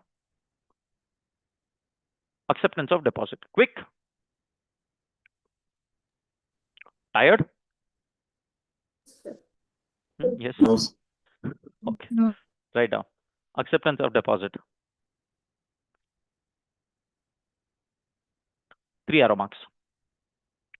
3 arrow marks. Eligible company. Eligible company. 2 arrow marks. From members, 10%. From public, 25%. Second arrow mark, government company. Government company. Government company. 35% off. 35% from public. 35% from public. Third arrow mark. Other than eligible company. Other than eligible company. Within this 2 arrow marks. Public company, private company. Within this 2 arrow marks, public company, private company. Not every public company is an eligible public company. You should remember that. That's exactly what I'm trying to say here. All right. So eligible public company, 2 arrow. No, other than eligible public company, 2 arrow marks. Public company, private company. Public company, 35%. Private company, 100%. Private company, 100%. Clear? Write down one line after this. Leave a line and write down.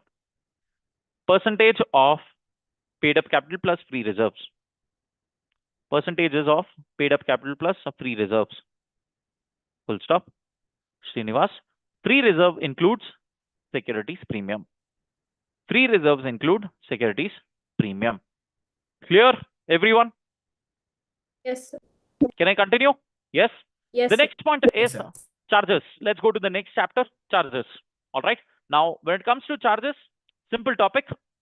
Who has to register the charge?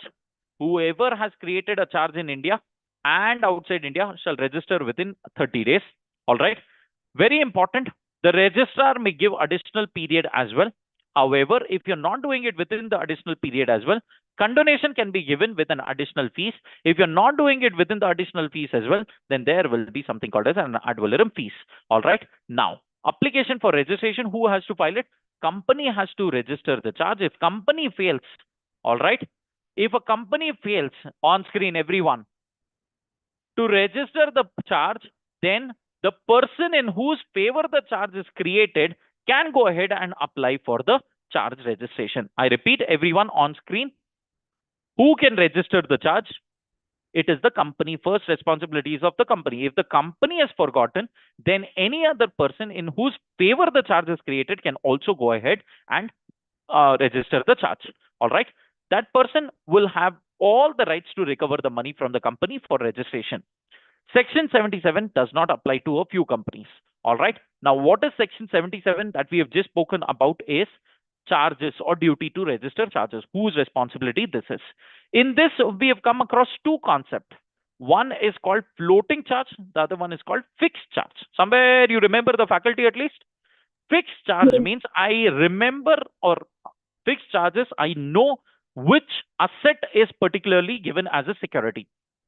Floating charges, where I don't know the underlying asset itself, it is revolving, it is changing, it is moving. Example, stock, debtors. Mamta. So the day when I decide I want to go ahead now and take over the assets, this floating charge can get converted into fixed charges as well. This process is called as crystallization of floating charges. It's not crystallization of fixed charge. I am telling you, majority of you will do this mistake. It is not crystallization of fixed charges. It is crystallization of floating charges. Floating charges are getting crystallized into fixed charges. Clear, everyone? All right. This was about your types of charges. Date of notice of charge. The date when it is registered, it will be considered as a deemed public notice. Section 80, very, very important. Write down. From examination perspective, Section 80, very, very important. Sit straight, everyone.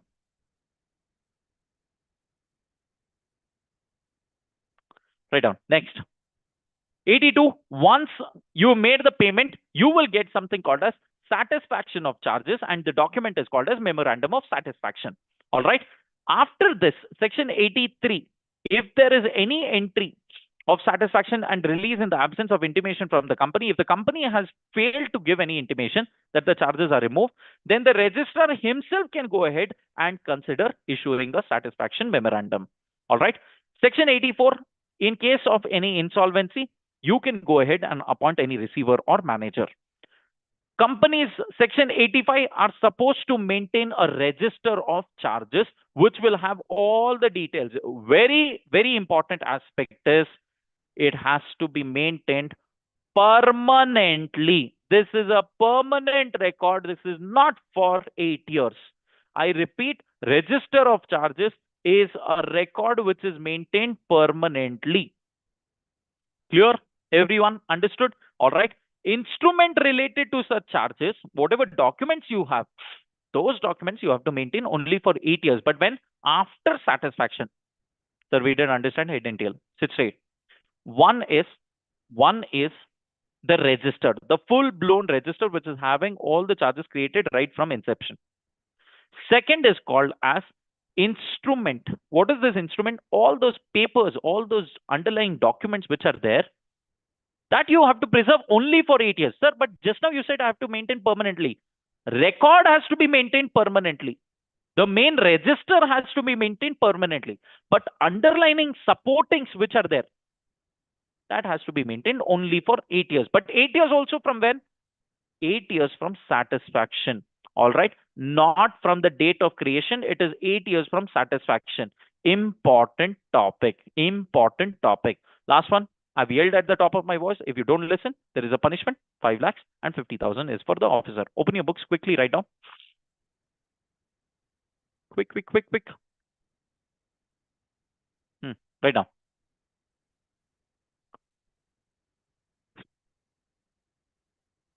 Can I start? Yes, sir. Yes. So write down. Yes. In case of deposits,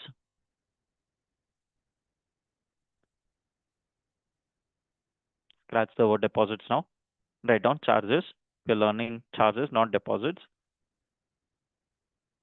So you dictate something, we'll write something, we'll read something, we'll write again something else itself. All right. Write down. In case of charges, the register is maintained. The register of charges is maintained permanently. The register of charges is maintained permanently. Full stop. All the instruments of such charges, Varshita, understanding? All the instruments of such charges, Nitin, have to be maintained for 8 years. Full stop. Have to be maintained for 8 years. Clear, everyone? Understood? Yes? Okay. Slap yourself. Okay. Slap yourself if you put a full stop there. It is 8 years from the date of satisfaction of charges. Please don't forget this 8 years. 8 years calculation is not from the creation of charges, it is from the satisfaction of charges. And you know what is satisfaction? Only after the charges are removed, all right? Only after whatever lien has been created on the charges, those are removed, and then it will be called as satisfaction. I will get a document called as memorandum of satisfaction. For those of you who didn't understand, sit straight. I want a loan, 10 crore rupees. Will you give me without any security? No. Those of you saying yes, pass on your numbers. I will call you separately. All right. All those of you saying yes. Coming back to the, and these are the people who will tell, sir, come tomorrow. All right. Now, and their tomorrow is forever. Listen to me now clearly. If I am going ahead and taking a loan, I will give you the security. You will create a charge on the security. This is called creation of charge. That means tomorrow, if I default, you will take over this property. Now, suppose after 5 years, I've repaid the entire amount. Will I allow you to have a charge on my property anymore? Answer is no. I would want you to remove this charge. This removal of charge will come into picture only if I've repaid completely. And this entire after removal is called a satisfaction of charges. For this, what document will I get? I will get a document called as memorandum of satisfaction. Now, this document, all the instruments which you are maintaining, all the papers which you are maintaining, that has to be maintained for 8 years. From when? Date of creation of charges. No, Satisfaction of the charge. Satisfaction of I hope I'm clear. This 8 years is not from the date of creation. It is from the date of satisfaction of charges. Clear, everyone? Understood the point? All right. With this, charges done. Now we go to the favorite topic called management and administration, the last topic for our discussion. All right. I hope the screen is visible to everyone. Yes, sir. Yes.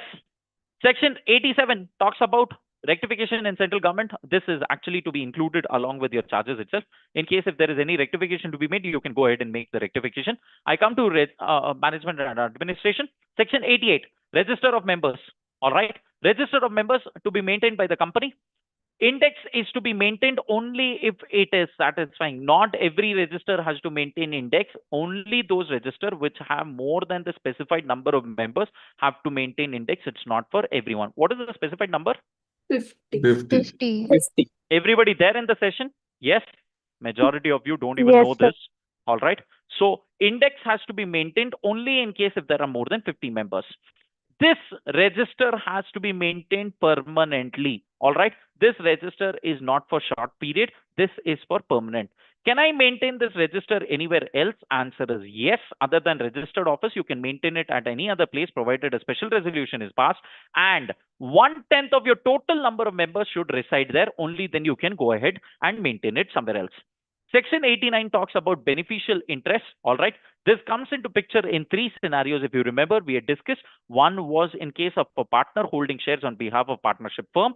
Second was a wholly owned subsidiary. And the third one was money laundering. If you remember, we had spoken about this in length and breadth. All right. So whenever there is any beneficial interest, a declaration has to be given to the company and company will go ahead and give it to the registrar. Section 90 talks about investigation of beneficial ownership of shares in certain cases. Now, what is this? In case if the central government wants to go ahead and investigate any matter which has beneficial interest, it can carry out this. In addition to this, section 91 is talking about power to close register. What is this whole power to close register? I can go ahead and close the register of my members or any other registers for 30 days at a time. and 45 days in aggregate throughout the year. All right. This is to ensure that whenever there is any activity which is carried out in the form of dividend declaration, bonus issue, buyback, all of this will happen based on the record date. What should I do? I have to give a previous notice of 7 days prior to the members, and thereafter an advertisement in the newspaper has to be given. However, this condition is not applicable in case of a private company if the notice has been served to all the members not less than 7 days prior to the register closure. All right. Why? Because I am not interested in public assets. That's why a public newspaper requirement might not come into picture. Section 92 talks about annual return, which is more of talking about your entire kundali, where you are, what is the shareholding pattern, how many meetings were there, what is the remuneration given, what are the resolutions passed. All of these are covered. What is more important is form. All right. In case of every company, the form to be filed is MGT 7. However, in case of OPC and small company, it is going to be MGT 7A. When should this be filed? This has to be filed, very, very important. All right. Along with this, it has to be filed by a company which is having a paid up capital of 10 crores or more and turnover of 50 crores or more, have to go ahead and get it signed by a CS as well. Which form is it? It is going to be an MGT 8. This form has to be put up on the website of the company. This is about your annual return. Section 94, if you want to go ahead and keep your registers anywhere else, can you do so or not, is covered under Section 94. 95, registers, etc. are going to be maintained as evidences. If there is any requirement, it can be asked as a copy. 96 talks about AGM. Every company must have an AGM. Within what time frame should the first AGM be conducted? Within a span of 15 months. Am I clear, everyone? There in the session? 9 months from the end of the financial year. Most of you are there in the session at least. All right. Somewhere this man had taught something. All right. AGM, 2 arrow marks. First AGM, subsequent AGM. First AGM can be held within 9 months from the end of the financial year. Subsequent AGM has to satisfy 3 conditions. The first condition is within 6 months from the end of the financial year. Second condition is 1 AGM in every calendar year. And the third condition is time gap between 2 AGM cannot exceed 15 months. Whichever date is satisfying all the 3 conditions will be the due date for holding the AGM. We've solved numericals here, so I want each one of you to remember this. The next concept is Section 97, power of the tribunal to call AGM. If the company is defaulting in AGMs, then the tribunal has all the power to call for the AGM and organize this. Section 98 talks about power to call the meeting of members, etc. If there is an application which is made, all right, this can come into picture where tribunal is calling, where NCLT is calling for a members meeting. How? In a scenario where an application is made to the NCLT or NCLT itself does it on its own, which is called suo moto. But when will this come into picture? When the NCLT thinks it's a matter which requires discussion, which requires even more deliberations, it can go ahead and ask for a meeting to be held. 99. If you don't follow what is given in Section 96 to 98, company and its officers will be penalized. Section 100 talks about your extraordinary general meeting. What are extraordinary general meeting? Any meeting which is happening between 2 AGM is called as extraordinary general meeting of the members. Who can call it? It can be called by board of directors, by shareholders, by tribunals. For this, the board has to initiate the meeting within 21 days since once the notice is given or once a request has been placed. In case if the board is not happening, if this is not happening within 45 days, at the expense of the company, it can go ahead and carry out this information. It can hold the meeting. 101, notice of the meeting.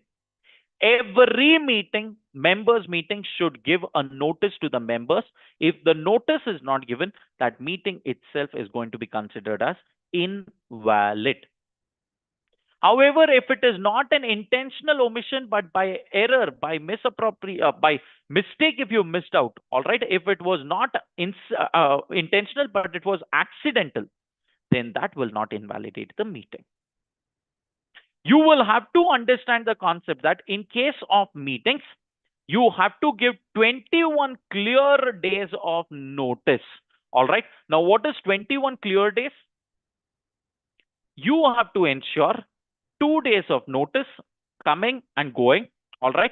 Overall date of meeting and 21 days otherwise are excluded. Apart from 21 days, date of sending, date of receiving, date of meeting should not be included in the list of calculation. Clear, everyone? Understood? All right. This was something that we had touched upon in 21 days. The next thing is, can I have a shorter notice instead of 21 days? Law says in case if it is an AGM, not less than 95% of the members who are entitled to vote have to give their consent.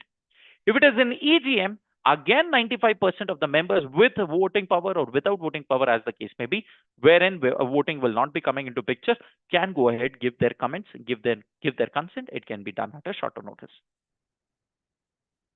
Clear? Can I continue? Yes. Yes. Am I audible to everyone? Yes, sir. Yes. Yes. Section 102 talks about explanatory statement. Insist you to keep your cameras on and listen to me carefully. Explanatory statement will come into picture in 2 scenarios. Whenever there is a special business, all right, very, very important, whenever there is a special business or whenever there is a special notice being issued, there will be an explanatory statement. This brings us to the question of types of business. There are 2 types of business. One is ordinary business. The other one is special business. Sit straight, everyone.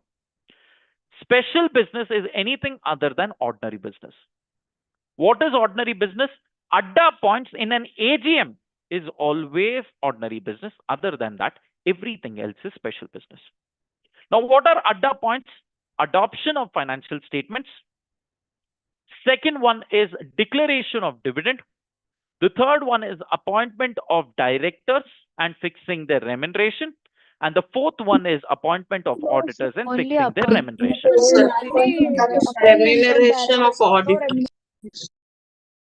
Please note, auditors' remuneration members will be fixing. However, remuneration of directors is never a subject matter of discussion before the members. Directors' remuneration will not be fixed by the members. It's not a point of my adda. Why am I emphasizing on this? Is because in the flow of writing your answers, you will end up writing this as well. Adoption of financial statement, dividend declaration, appointment of directors and fixing their remuneration, and appointment of auditors and fixing their remuneration. In the flow, you will do this blunder. Not acceptable. Clear, everyone? All right. Next thing, quorum for the meeting. All right. Whenever there is a meeting, if it is a public company, up to 1,000 shareholders, Manoj, 5 have to be physically present. Up to 1,000, up to 5,000, 15 have to be physically present. More than 5,000, 30 have to be physically present. Private company, 2 members have to be physically present. Very important point. When should I check the quorum? Is it only at the beginning? No. Quorum has to check for each and every point which has been mentioned there. All right, each topic of discussion. If the quorum is not available within 30 days, it will get adjourned. When? To the same time next week. Clear? However, in the adjourned meeting also, if I don't get the quorum, then it will stand cancelled. I will not carry on the business with the existing members. There's a difference here. The meeting itself will get cancelled. Next point. Chairman of the meeting. Very, very important. The one who presides over the meeting is called as chairman. I want you to remember one of the superpowers which he has is called as veto. What is this veto? In a scenario where there are equal votes for and against, this person will get the power to go ahead and vote only on those matters and he can contest his point. The next thing is proxies. Can I go ahead and appoint proxies? Answer is yes, every member has the right to appoint proxies. However, the person who is being appointed as a proxy has to be informed to the company 48 hours prior. All right. The maximum number of members for whom I can become a proxy is going to be only 50. All right. 50 members I can become a proxy. What is very important is proxy cannot open his mouth in the meeting. All right. He can just vote. He cannot go ahead and discuss or ask queries in the meeting. This is something that I want you to remember. Focus, focus, focus, focus. Section 106 is voting rights. Do I have a restriction on the voting rights? Even if the Articles of Association mentions anything of this sort, this point will not be valid. Every member gets a right to vote. What is the meaning of this? Can I have a clause in my Articles of Association where members will not vote? If not them, then who will go ahead and vote? Are you guys understanding? Everyone there in the session? All right. So the articles may provide that no member shall exercise any vote in respect of any share registered in his name on which any call or other sums present payable by him have not been paid. What is this point? This right of not letting them vote can be exercised only if they have not paid on their shares. Did you understand, everyone there in the session? All right. This is a scenario where they will not allowed to be voting. All right. Only if they have not paid their amount. Section 107 talks about voting by hands. All right. Simple pointers. 108 talks about electronic means. This will come into picture whenever there are 1,000 members, 1,000 shareholders or more. You have to, or more than 1,000 shareholders, you have to arrange for a facility of e-voting. All right. If you remember, I'd shown it to you, one of the e-voting emails as well, how and what kind of emails we receive for e-voting. Next, demand poll will come into picture on a certain specific matters. All right. Wherein demand polls can be called for. All right. By the members. What is important is postal ballot. Mark this as very, very important. There are a few matters wherein a discussion can be carried out only if it is through a postal ballot. What is postal ballot? I will send the ballot papers as a company to your house. You at your home itself, you can go ahead and give your votes. Votes can either be yes, it can be no, it can be partly yes, partly no, or hopeless people which are giving invalid votes. All right. This is about your postal ballot. When does postal ballot come into picture, or certain matters where postal ballot is mandatory? First, alteration of object clause, registered office changes, change in objective, issue of shares with differential rights, buyback, sale of your wholly owned undertakings, election of a director, giving loan beyond your limits, and OPCs or companies having up to 200 members are not required to transact any business through postal ballot. All right. If you have up to 200 members, there is no requirement for any of these to be done through a postal ballot. So there can be a question where they'll ask you, a private company with 60 members intends to go ahead and change the objective, or intends to go ahead and alter its registered office. Is a postal ballot required? Answer is no. Postal ballot is not required. I want you to make a note of this. Very, very important topic. Very, very important topic. All right. Next, section 111, circulation of members' resolution. Whatever resolution has been passed, that has to be given in writing. All right. 112, president and governors, if they are members, then they have to be represented by another person. Section 113, if there are companies, then companies and or if any of your shareholders are companies or any of your creditors are companies, then they will be represented by somebody else, and that has to be allowed. Section 114 talks about ordinary and special resolution. Sit straight. Ordinary business, always ordinary resolution. But ordinary resolution is not always for ordinary business. I repeat, ordinary resolution, ordinary business, ADDA points always pass through ordinary resolution. But that does not mean ordinary resolution is applicable only to ordinary business. No, that does not make sense. ADDA points in a meeting other than AGM is also not ordinary business. That becomes a special business. Special business always by special resolution. Correct, No, everyone? sir. Agree? No, sir.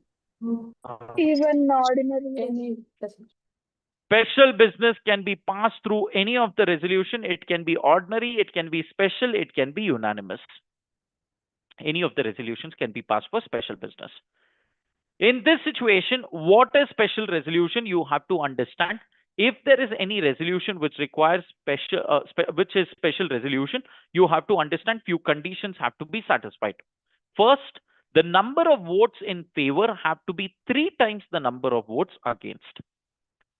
Second, in the notice, you have to specifically mention it is a special resolution which you're going to pass. Third, explanatory statement has to be given for a special resolution because this will constitute a special business. Fourth, whenever there is a special resolution, MGT 14 will come into picture. Crystal clear with the concept, everyone? Can I continue? All right. This is about your special business. Now, special notice. Now, what is the special notice? Where under any law special notice is required? When will this come into picture? Special notice will come into picture only in 3 matters. All right. We've discussed this as well. Sit straight, everyone. Special notice will come into picture only for 3 matters wherein any of the members or anybody else wants to move a resolution. That person should hold not less than 1% of the total voting power or 5 lakhs as may be prescribed. Please note there is no whichever is higher, whichever is lower here. This was also something that I had emphasized while we were discussing law. All right. There is no whichever is higher. It is only 1% of the total voting power or paid up capital of 5 lakhs. Now, what is this special notice? If any member wants any of the 3 things, what are those 3 things? Anyone? If I want to remove the director, if I want to go ahead and appoint somebody else as the, am I audible, everyone? Yes, sir. Yes, sir. Yes. All right. So if I am very categorically clear that I want to go ahead, appoint anybody as the auditor except for the retiring auditor, or remove the auditor, or go ahead and appoint somebody else in the retiring director's position. All right. 2 for auditor, 1 is for the director. This was something that we had discussed as well. I hope you remember. 3 matters which are cleared only through a special notice. The next thing is adjourned meeting. All right. Whatever resolutions are passed at the adjourned meeting of a company or of the shareholders or the members, all right, for all the purposes be treated as having been passed on the date on which it was in fact passed and shall not be deemed to have been passed on an earlier date. Very obvious. There's nothing high funda. Today is the meeting. Adjourned because quorum was not there. I've done it next week, same time, same place. What will be the date of meeting and date of resolution? Today or next week's date? Next week. Next week. Obvious. Next week. That's exactly what is coming here. All right. That is exactly what is coming in 116. 117. Once you have gone ahead, whatever resolutions and agreements are there, that has to be filed. All right. By passing a special resolution or whatever kind of resolution is there, that has to be filed with the government. Section 118 talks about minutes of meeting. Very, very important topic. Write down, underline. 118, very important topic, Chinmay. All right. 118, very, very important. What is minutes of meeting? Minutes of meeting is a summary of whatever discussion has happened throughout the entire meeting. Second thing, this acts as an evidence. All right. This acts as an evidence. Third thing, this has to be signed by the chairman. All right. He is going to initial it. And chairman will decide what has to be included. All right. Chairman will decide what has to be included. But can the chairman remove items? No, sir. Answer is no. Chairman can additionally bring in topic, but he cannot remove any of the topics which have already been included. All right. Section 119, if somebody wants to go ahead and inspect the general meeting registers and minutes book, he can go ahead at the registered office. 120, documents have to be maintained in an electronic form. 121, report on the AGM has to be filed. All right. 122, whatever we have discussed, how much of it is applicable to an OPC is covered here. All right. And last, there was an amendment recently on this, which is a small amendment which I've captured here. All right. Which is effective from 2023 itself. So it is not a recent amendment. It is something which is almost 2 years old. All right. So this is about your management and administration. How many chapters have we covered?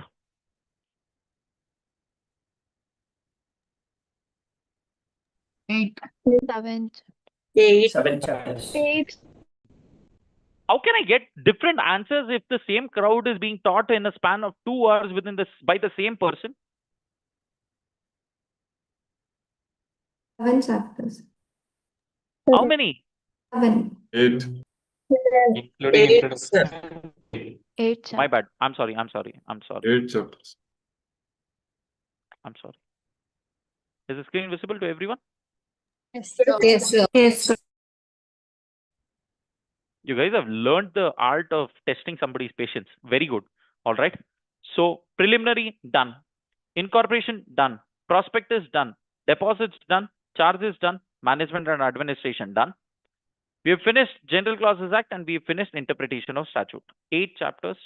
We've gone through. How can you guys say 7? Where are you guys? I don't know. All right. So in a span of 2 hours, I have covered 8 chapters. All right. I'm sure not everything you might be able to remember, not everything you were able to remember. It's okay. That's the whole objective, that we spend time together and at least recap whatever has been discussed. At least the whole objective is you get to listen from the same person who has introduced you to the topic and give the same example so that you can recall the topic better. That is the whole objective. All right. What we'll do again, tomorrow's session, we come back. We are going to touch upon the balance topics and FEMA. All right. We're going to spend some good time on FEMA, quickly learning some topics. All right. And making a note of all the important discussions there. I hope I have done justice to the 2 hours of yours. All right. I hope you've done justice to yourself by sitting in the session for 2 hours and listening to somebody yell. But if you ask me, good or bad, 8 chapters in 2 hours is a decent deal for me. All right. Is a decent deal. We haven't covered everything, but we have covered something of everything. That should be good enough. With this, I come to an end of our session. See you guys tomorrow. Have a nice day. Thank Thank you, you, Okay, sir. sir. Bye, sir. Sir. Sir, bye.